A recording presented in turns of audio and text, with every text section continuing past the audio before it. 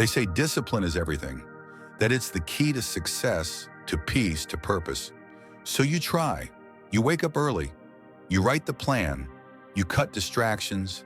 But then you slip, you fall short, you burn out, and you blame yourself.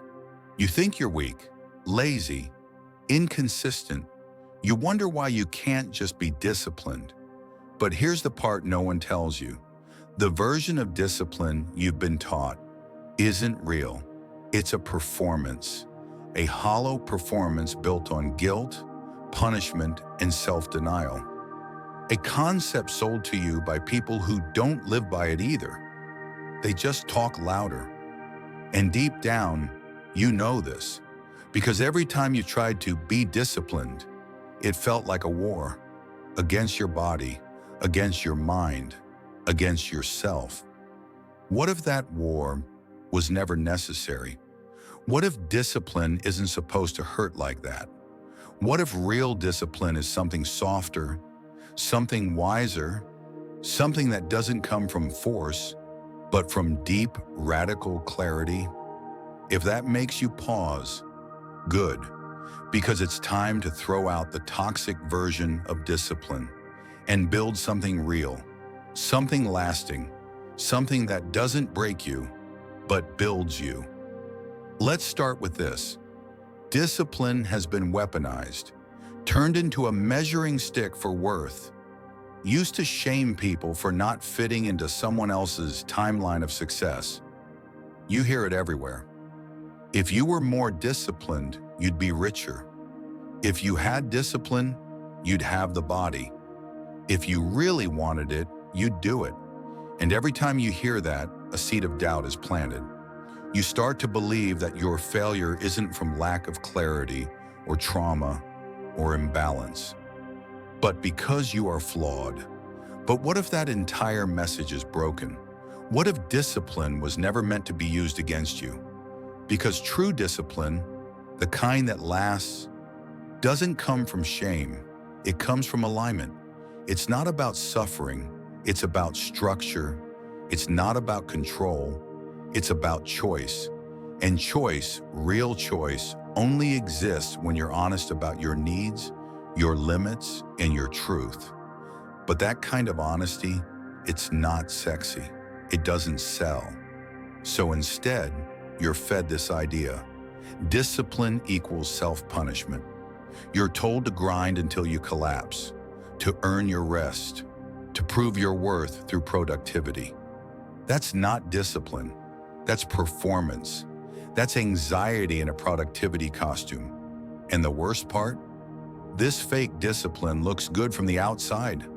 People admire it, but it rots you from the inside.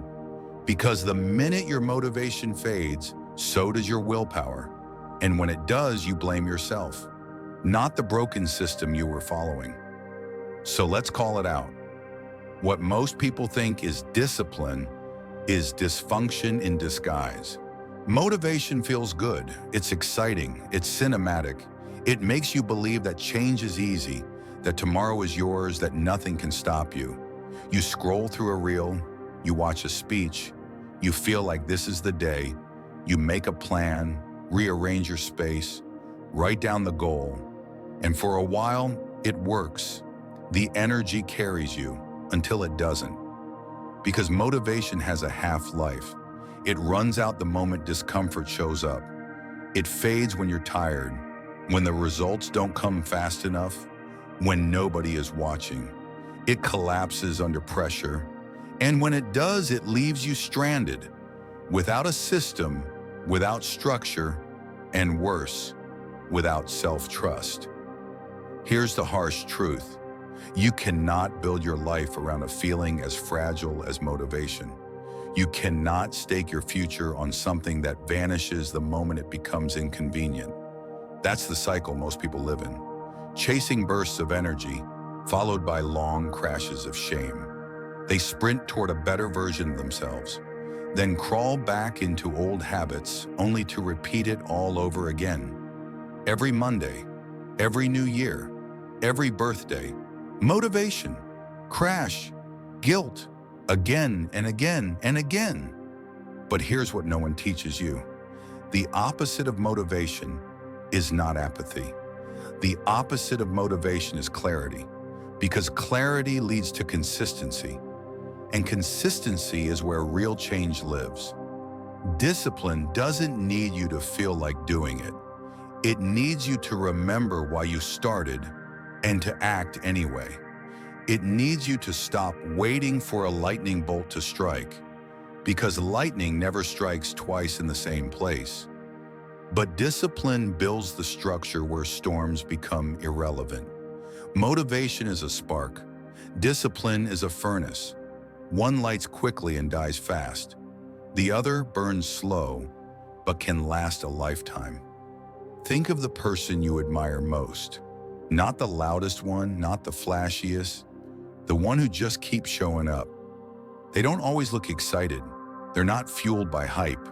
They're consistent because they're clear. Clear about what they want, clear about what it costs, and clear about who they refuse to be anymore. That's not magic. That's not motivation. That's discipline, real discipline. It's not found in the morning after a motivational binge. It's found in the moment you say, I don't feel like it, but I do it anyway, because that's who I am now. And with that one act, you break the cycle, one choice at a time. Most people think discipline is robotic, that it's cold, mechanical, emotionless, that to be disciplined means to shut down how you feel and operate like a machine. But that's not discipline. That's suppression. That's emotional neglect disguised as strength. And it never lasts, because discipline, real discipline, has emotion at its core, not emotion that controls you, but emotion that guides you. Discipline is emotional intelligence in action. It's the ability to feel everything and still choose what matters. You're not supposed to ignore your feelings. You're supposed to lead them. You're supposed to sit with discomfort, recognize it, and still say, yes, this is hard. Yes, I'm tired. Yes, I want to quit. But I won't, because I love myself too much to give into this moment. That's not cruelty. That's care. That's not rigidity. That's responsibility. You see, discipline is love dressed as structure. It's your future self whispering back through time, please don't abandon me today. Most people confuse self-discipline with self-hatred. They punish themselves into progress. They starve, overtrain, overwork, overcommit. And then they call that discipline. But it's not growth, it's grief. Grief for a self that's being ignored. Grief for needs that are never met. That's why the hustle always crashes, because beneath it is an emotional foundation made of guilt and shame. And shame cannot hold transformation. But discipline built on compassion, that's unshakable. It's the kind of discipline that says, you didn't show up yesterday, and that's okay. But today we begin again, not because you're broken, but because you're becoming. It's the voice that understands you're human and holds you to a higher standard anyway, because it believes in you, because it's rooted in love, not punishment. You want to know why most people fail at discipline? Because they try to build it while hating themselves. You can't build something consistent on a foundation that's constantly collapsing. You don't need more pressure, you need more kindness, not softness, not excuses, but a deeper kind of respect. The kind that says, I care about my dreams too much to let my emotions hijack my life. I can feel overwhelmed and still move. I can be afraid and still take action. I can mess up and still stay in the game.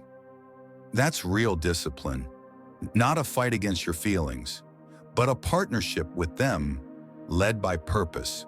So if you've ever thought you were too emotional to be disciplined, you've been lied to. Your emotions are not the problem. Your relationship with them is. Fix that, and your consistency will follow. You've been told that discipline is about what you do. Wake up early, go to the gym, finish the task, hit the target, but that's the surface layer. That's the output. The real question is deeper. Who do you believe you are when no one's watching? Because the truth is this: discipline doesn't start with action. It starts with identity, with the quiet, unconscious story you carry about who you are and what you're capable of. And here's where it gets dangerous. You will always act in alignment with who you believe yourself to be, even if that belief is wrong. Even if it was planted in you by a careless parent, a cruel teacher, a failure from 10 years ago. Even if you're desperate to change, you will sabotage progress if it threatens your identity. That's why you can follow a new routine for 2 weeks and then suddenly stop. Not because it's too hard, but because a voice inside says, "This isn't me. I'm not consistent. I never finish things. I'm not that kind of person." And you don't even notice that thought. It just whispers, and you obey. So if you want real discipline, you don't start with the schedule. You start with the self-image. You begin by asking, who is the kind of person that lives this way? And am I ready to become them? Because once identity is rewritten, action becomes automatic. The person who believes they are disciplined doesn't need to try harder. They act with consistency because it's simply who they are. No drama, no emotional roller coaster, just quiet congruence between inner belief and outer behavior. Think about it. A smoker trying to quit says, "I'm trying to stop smoking," but a non-smoker says, "I don't smoke." One is fighting a habit, the other has rewritten their identity. And this matters, because habits built on behavior alone will collapse the moment life gets hard. But habits built on identity, those endure, even under pressure. So how do you shift identity? One choice at a time. Every time you keep a small promise, you cast a vote for the kind of person you want to become. I didn't hit snooze today. I am becoming someone who respects their mornings. I cooked instead of ordering out. I am someone who nourishes their body. I showed up for my workout. I am someone who honors their health. And over time, those votes add up, not into perfection, but into belief. A quiet, solid, unshakable belief in who you are now. Discipline becomes effortless when it's no longer something you're trying to have, but something you simply are. So stop asking, how do I force myself to do this? Start asking, what version of me does this naturally, and how do I step into that identity today? Because once you become that person on the inside, the outside will follow. Most people reject discipline because they think it takes something away. They say, I don't want to live a rigid life. I want freedom, not rules. I don't want to be controlled. But here's the paradox no one talks about. The absence of discipline doesn't give you freedom. It gives you bondage. It chains you to your lowest impulses. It traps you inside cycles of regret. It leaves your future in the hands of chaos. Without discipline, you're not free. You're enslaved to emotion, to laziness, to distraction, to comfort. You become a prisoner in a padded cell of short-term pleasure, watching your long-term dreams rot behind the locked door. And yet, you call it freedom. But freedom, real freedom, only exists when you can choose what matters most over what feels good right now.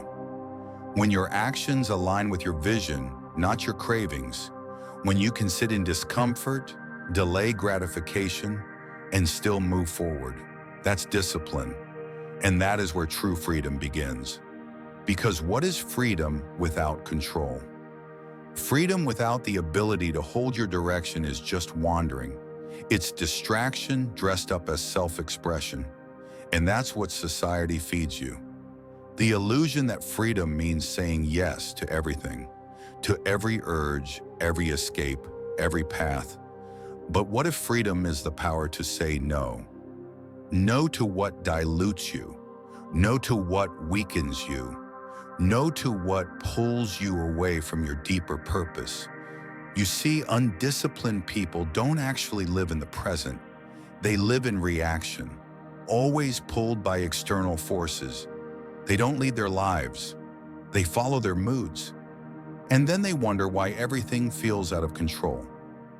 But a disciplined person, they are free to choose who they become, free to create structure in the chaos, free to lead their emotions instead of being led by them, free to build something that actually lasts. They don't say yes to everything. They say yes to what matters most. That's not restriction, that's focus. And focus is power. Imagine this. You wake up and your mind isn't flooded with resistance. You don't debate whether you'll do what needs to be done. You just do it. Not because someone's watching, not because you're scared of consequences, but because this is who you are now. That peace, that clarity, that self-trust, that is the fruit of discipline. And no amount of laziness will ever give you that. So if you want to be free, don't run from discipline. Run toward it, because it's not a cage, it's a compass. It doesn't limit you, it unlocks you. It is the bridge between the life you have and the one you're meant to live. Discipline isn't just about what you start, it's about what you refuse to entertain. And that's where most people fall apart, because they think discipline is about willpower, about doing more, grinding harder, pushing further. But here's the deeper truth.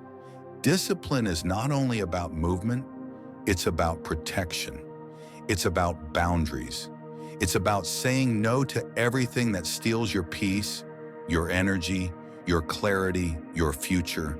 And no is hard, because we've been trained to associate it with guilt. Say no to your friends, you're selfish. Say no to distractions, you're uptight. Say no to your cravings, you're restrictive. Say no to society's pace, you're lazy. So instead, we say yes to everything and die by 1,000 distractions. But here's the shift. Every time you say no, you're not being rigid. You're being selective. You're not closing doors. You're building walls with windows. So the light comes in, but the chaos stays out. Look at the most powerful people in the world. They are not the busiest. They are the clearest. They are not reactive.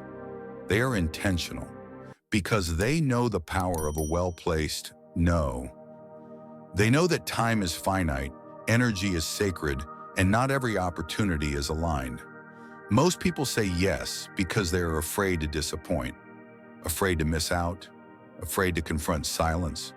But the truth is, every yes to the wrong thing is a silent no to yourself. You can't become who you're meant to be while constantly apologizing for needing space to grow. Discipline teaches you how to filter, not just your calendar, but your conversations, your consumption, your inner circle. You stop following people who drain you. You stop explaining yourself to people who never understood you. You stop overcommitting to prove your worth. You stop justifying your healing. You stop making your transformation digestible for people who benefit from your stagnation. And slowly, saying no becomes natural. It stops feeling like rejection and starts feeling like redirection. You're not shutting things down. You're opening up space for what actually matters. Because you cannot build a disciplined life in a chaotic environment. You cannot master yourself while constantly negotiating your standards. You cannot create peace if you're addicted to pleasing. So ask yourself, where are you bleeding energy every day because you won't say no? Who or what have you been tolerating out of fear? What would change in your life if you started honoring your boundaries like they were non-negotiable laws? because they are. If you want to build a life of focus, depth, and peace, you don't just need discipline over your habits, you need discipline over your access. Every yes costs you something. Make sure it's worth the price. So now you understand. Discipline isn't punishment. It's not suffering. It's not the toxic voice in your head telling you to push harder, do more, be better. Discipline, when it's real, is a promise, not to anyone else, not to the world, but to you, to the version of you that exists beneath the noise, the version that's been waiting for you to finally show up fully. And here's the most important truth. Discipline is not built by doing huge things. It's built by keeping small promises, tiny decisions, quiet victories, day after day, without applause, without permission, without needing to feel like it. It looks like this. You wake up and instead of hitting snooze, you get up. Not because it's easy, but because you said you would. You said no to scrolling, yes to the workout, no to the junk food, yes to your mind. You stepped into the cold. You made the call. You kept the boundary. You didn't give your energy to chaos. And it wasn't perfect, but it was real. And that's what builds something that lasts. You don't need another YouTube video. You don't need another app, another calendar, another coach. You need to look in the mirror and decide. Decide that you're done being at war with yourself. Decide that your future deserves more than half effort. Decide that discipline isn't a goal. It's an identity, and you choose it every day, every moment, until it becomes so normal, so ingrained, so deep within you, that it doesn't even feel like discipline anymore. It just feels like you. Because the truth is, it was always you, the disciplined version, the powerful version, the focused, grounded, purposeful version. Not someone you had to create from scratch, someone you had to return to. So if you're waiting to feel ready, stop. If you're waiting for the perfect conditions, they don't exist. If you think it'll feel easy one day, it won't, but it will feel right.